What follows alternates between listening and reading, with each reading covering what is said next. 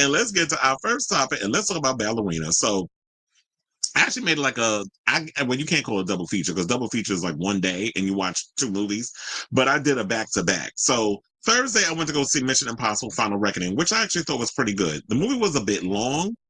They could have cut it down in certain parts. The plot around the entity got a little convoluted. But overall, I got to give Tom Cruise, whether you like him or not, and you already know how I feel about that damn Scientology. I told you they tried to get my ass when I was living out in L.A. at one point. I managed to slither my way out of that mess. I don't belong to no cult, not that one or any other one. But I will give it to him that he goes hard with these stunts, and the stunts that he was pulling in with the plane sequence that was crazy. And then the parachute scene where it was like on fire, and he actually did that. So a lot of them crazy stunts in there, I got to give it to him. And I think he just won the Guinness World Record for that. The only reason why I bring up Tom Cruise because yeah, one, I went to go see it, and then number two, I went to go see the movie starring his rumored girlfriend, Ana de Armas. Yeah, there are rumors swirling that these two are an item, even though they're keeping it a secret. Girl, don't get caught up in that Scientology. But nevertheless, I went to go see Ballerina, and I thought it was pretty good. I do feel like it was thin on plot. They could have done better with plot. There was some interesting things that I realized, but I think the thing with the whole John Wick universe, they're more interested in exploring the lore and things of that nature instead of focusing on plot. And if for those people out there that think that John Wick did not have a plot, it had one. John Wick's, it wasn't about pow-powing the dog. It wasn't just about stealing the car. It was a lot more than that. The fact of the matter is people seem to forget that he had a wife that he was indebted to, that he left that life behind for. He had to go on this crazy, impossible task so that way he can get out of the situation, which we all learned that Santino D'Antonio in the sequel helped him get out of that whole situation. Hence, when we came back, all the other stuff that happened with that. But nevertheless, the story was his wife died of cancer. And the only connection that she felt that she had with that he could continue to have, where he could maintain some sense of peace and not go back to being the Baba Yaga or Baba Yaga, however you want to say it, was the dog. The minute that little bastard, Reek from Game of Thrones decided to take that away from him and then steal the car, is when you got the Baba Yaga back. Hence why John Wick and all the other stuff begun. So in a way with the Ballerina, I like that idea too, because how it starts off, and it's not much of a spoiler because, I'm not going to do spoilers, but it's not much of a spoiler because you already know from the plot, Ballerina, who is played by Ana de Armas, her name in the movie is Eve Macaro. Her father is keeping her hidden from these people who want to bring her back into the fold because apparently he was a part of he's an assassin. Her mother was also an assassin, and he did not want her to be a part of that world. So he wound up taking her. What she was told that her sister died when she was, her older sister died when she was a kid or whatever. Her father was part of he was a Kikimora of the Rusko Roma, and the Rusko Roma was a part where you see after her father, who was played by David Castaneda, who was in Umbrella Academy. First of all, I have to give him his props for his little sequence that he had in this movie with his fight scene and everything. He's pretty good at this. And I would actually like to see David, his character's name is Javier, but I would love to see David Castaneda in more action films. So even though, we believed that his character is dead, but you already know when it comes to John Wick universe, people who are supposed to be dead don't turn out to be dead. John Wick supposed to be dead too, but apparently we're getting a part 5. So nobody ever stays dead in the John Wick universe. So if they decide to spin a whole situation where they could bring him back to life, but then y'all would have to try to find a way to make David look older because that man look good though.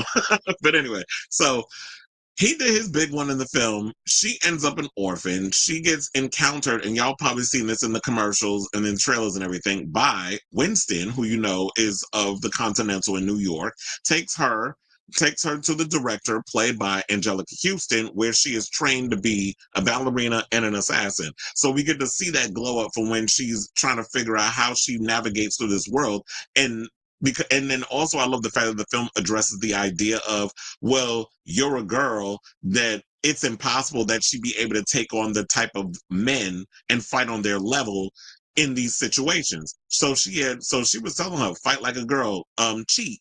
Like, you have to do what you got to do to win the situation. So I love the idea because I've always had this idea in my head. One of the things I've loved about with certain fight movies or martial arts and things of that nature. I've always liked the films where you improvise, where it doesn't come across like it's too choreographed, like you're like, oh yeah, I'm on your level, whatever. It's like if you knock me on the table and there happens to be a glass there, I'm grabbing it and I'm smack you upside the head. If I'm in the kitchen and we fighting, I'm gonna take a bunch of plates and I'm gonna smack you upside the head with it. If I'm in a situation where there's a cheese grater or a skillet or whatever, you use that to your advantage. You use that as a weapon. You use whatever you got in a room as your weapon to take out your opponent. So I actually love the idea that they played into that. And then when talk about Eve's mother, who they believe was like, she's dead. She was the, the chancellor, who has has this big cult or whatever, where they're like the worst of the worst. So it's like where the universe of John Wick, where they have like the Rooster Roma and they have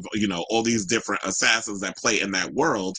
They abide by rules because, as they say in the film, without rules, there are we're among the animals. When you look at the cult, I believe, are the animals that is referred to throughout the John Wick franchise. So with this shot here, this is one of my there's a lot of fight sequences, like favorite scenes that I've had. This is not one of them really.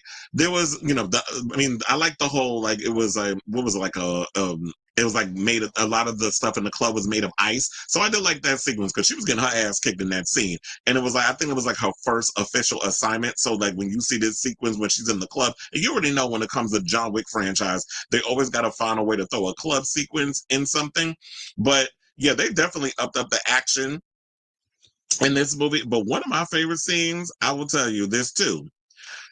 One of them was there's a grenade sequence, but it's not just that grenade sequence that you see in the trailer. There's multitude of grenade sequences. I'm not going to tell you what happens, whatever, how that all comes about. But her fighting with grenades because she had no other weapons at her disposal, that sequence was crazy. That one and the flamethrower. The flamethrower sequence, I'm like, okay, I ain't never seen nothing like this. I mean, we did see something like similar. Like, remember in X-Men, was it the third one? Which The Last Stand wasn't really that good.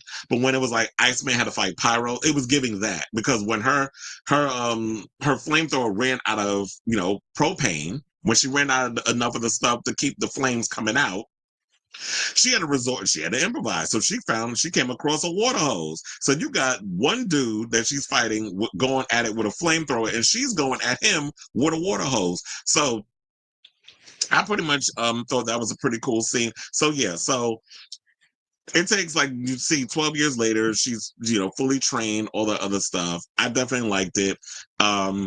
Then she's trying to find these people because during one of the kills, after there was one, I won't tell you like how it happens or whatever, because I definitely want a lot of people to go see this movie. I already heard that the movie was expected to do 30 to 35. I heard that opening weekend it's 25, so it's not really performing all that well. But I really want people to go out and see this film because I definitely think that when it comes to action movies, and yeah, we've seen so many other movies where there's women at the forefront of action, but we don't get enough of them, where it's like Black Widow or Red Sparrow or even the Old Guard, which we're getting Old Guard 2 next month. I do feel like that people need to come out here and really support action films, particularly if it's female led, because this movie definitely, with all the ideas they said that they have, I would love to see a sequel. One of the things I was disappointed about, they underused Norman Reedus. And then, I mean, there's a reason why he's in this film and what the connection he has to Eve. But one of the things I didn't like was that, yeah, it did feel underused. And he felt underused. But then I've heard Len Wiseman say, oh, yeah, I got an idea to use him for the sequel, blah, blah, blah, blah, blah. And I'm like, okay, that's cool. But it almost felt like Norman Reedus wasn't really acting. It felt like I was getting Daryl Dixon, and that's always the worrisome part for me when I'm watching certain actors. When you've been playing a character for long enough and it resonates with a specific audience, I think their overall fears is that, oh, you're going to be typecast, and now I can't watch any movie because it's literally like I'm looking at Daryl Dixon. It's probably almost like how I'm feeling about Pedro Pascal, where it's like, can you grow any other facial hair besides that damn mustache? Like, even as, Reed Richards, he's still got the whole Pedro Pascal look. Where it's like, as an actor, you're always supposed to try to find a way to differentiate yourself into these different roles. So whether or not you need a haircut, but it's literally like you're looking at, it felt like to me, I was looking at Daryl Dixon. So, and I thought Gabriel Byrne did a good job too, but the fact of the matter was he was underused as well.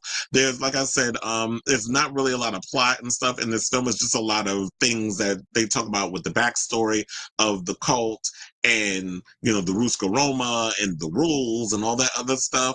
But I really hope that when we get part two, Ballerina 2, hopefully we get that.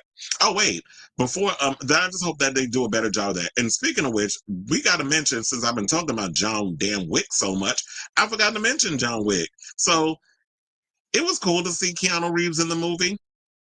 You know, I'm a huge Keanu Reeves fan. I told you that's my Virgo twin. We both share a birthday, September 2nd. Yes, he's older, but September 2nd is my birthday and his birthday. That's why I call him my Virgo twin.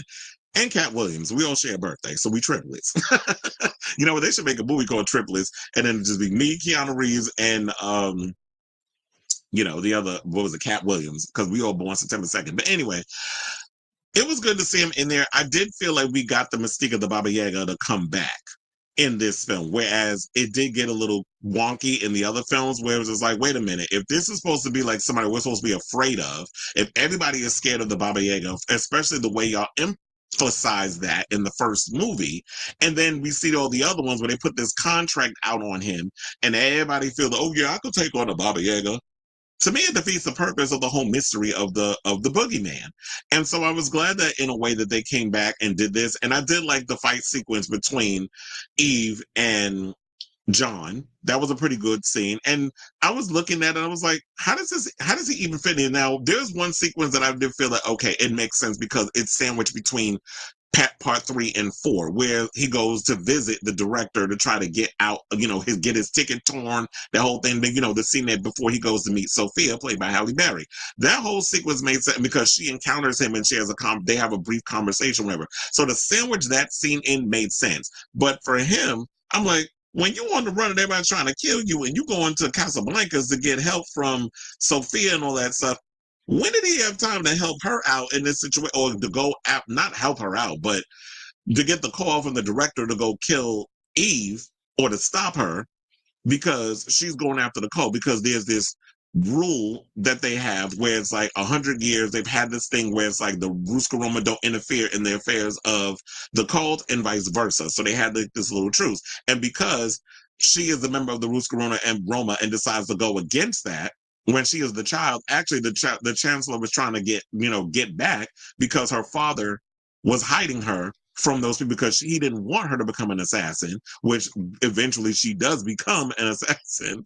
Crazy how that works, right? So it all comes into like destiny and choice and all this stuff, which they always talk about in the films. It just bothered me. I was like, okay, this whole situation doesn't make sense. But then I had to stop being all logical and just be like, you know what? It's a John Wick film. People just want to see John Wick on the screen.